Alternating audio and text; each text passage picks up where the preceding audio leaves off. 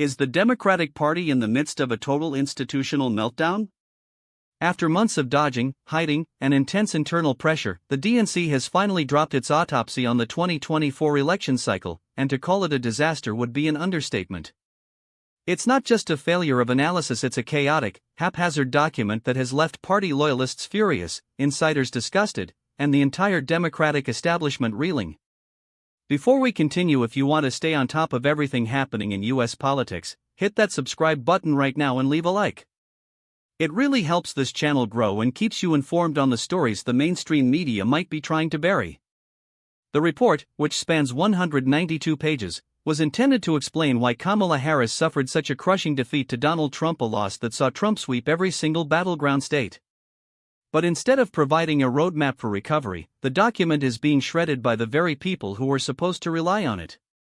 Strategist Paul Rivera, who actually authored the report, wasn't even mentioned in the version the DNC finally forced into the public eye. And the content? It's arguably worse than the silence. The report barely touches on the defining issues that defined the election. We're talking about massive, policy-shattering topics like the war in Gaza, which remain completely unaddressed.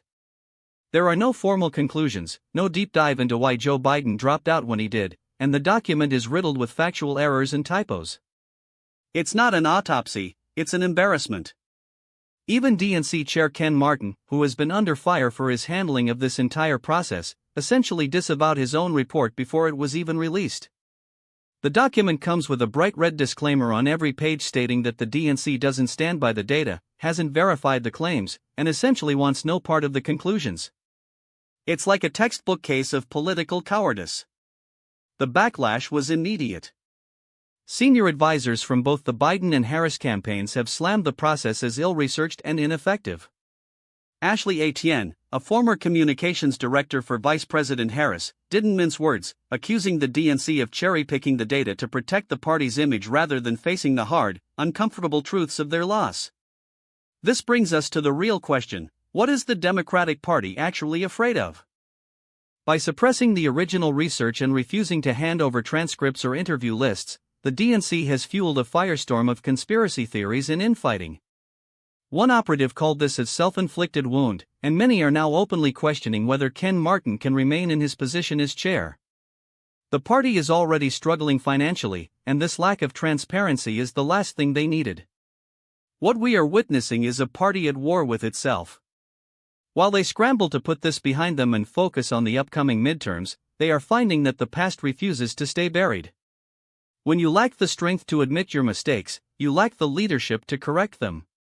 The stupidity of this report isn't just about the typos or the missing pages, it's about the underlying rot that suggests the leadership has no idea how to reconnect with the voters who drifted away. The DNC wanted to avoid a distraction, but by trying to hide the truth, they've created an even bigger fire.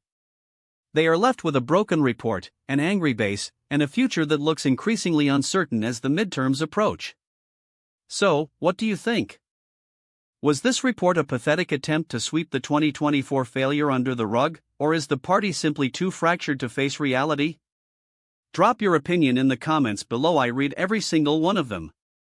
The Democratic Party is at a crossroads, and it's clear that simply moving on isn't going to fix the systemic issues they are clearly terrified to name.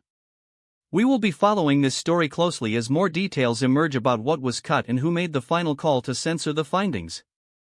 Thanks for watching, and stay tuned for our next update on the shifting landscape of American politics.